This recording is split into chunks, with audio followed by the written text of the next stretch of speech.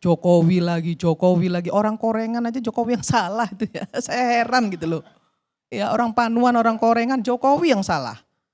Nah, saya mau kasih tahu gini, Pak Faisal sama Haris. Jokowi itu hebat. Bagi saya dia presiden yang sangat hebat. Kenapa?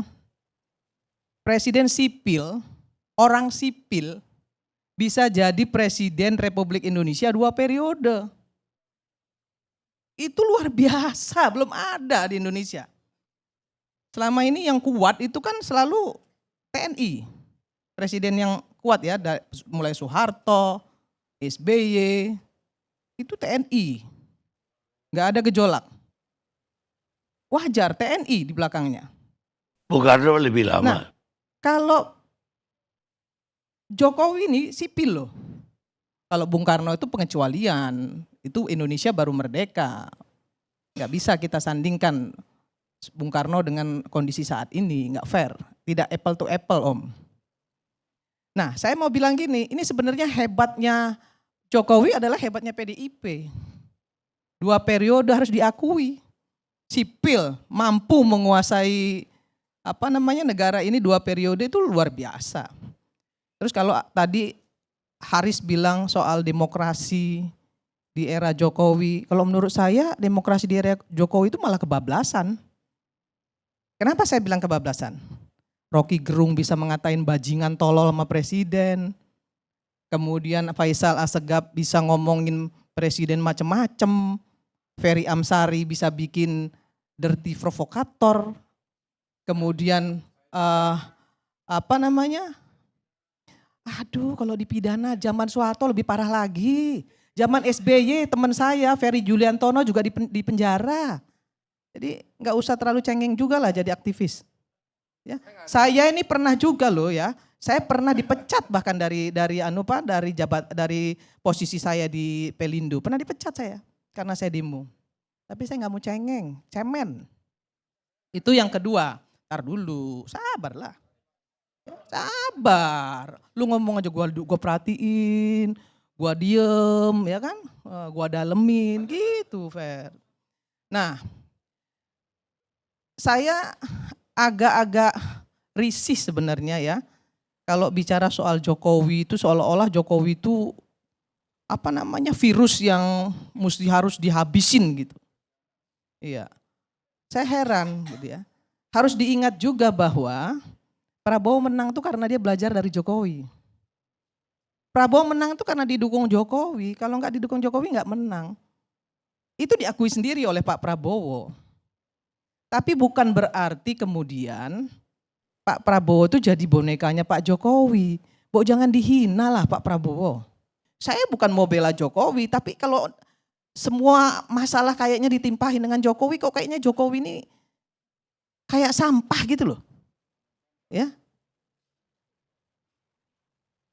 Yang bilang sampah tapi siapa tadi? Oh gitu. Oh berarti Anda sampah dong ya? Kalau saya mengatakan Jokowi sampah, jangan tersinggung. Itu bahasa yang umum di media sosial. Kenapa sampah? Karena terlihat dalam pembentukan kabinet ini, ambisi Jokowi dan loyalisnya terus mempertahankan modus politik yang disebut melanjutkan. Sebentar Bu Irma, jangan emosi. Tenang. Mencoba membangun satu narasi daur ulang selama pasca pelantikan, sebelum pelantikan ya, pasca kemenangan Pak Prabowo, bahwa ada soliditas, keakraban, semangat yang kuat antara hubungan Pak Prabowo dengan Jokowi. Sementara akal sehat publik dalam perbincangan di seluruh kanal media sosial melihat memang ada sampah di kabinet Prabowo. Saya beri contoh tadi, sampah lewat Menteri Kelautan. Dalam kasus pagar, pembongkaran pagar laut. Rakyat menyimpulkan hambatan, resistensi yang menghadang Prabowo, yaitu kelompok Jokowi, para loyalisnya. Itu perbincangan di ruang publik. Yang ketiga, saya tambah, itu baru Andi, belum masuk ke Bu Irma. Belum ya, nanti saya tambahin lagi. Saya masih di Bu Irma. Tolong kawan-kawan di DPR, Harus hilangkan semangat dukungan terhadap eksekutif. Maka tadi di awal saya mengatakan belum ada sampai hari ini rekomendasi resmi atas nama partai politik untuk memotret apakah ada harapan pemerintahan Prabowo, apakah ada progres, apa-apa saja yang harus diperkuat, apa-apa saja yang masih kurang.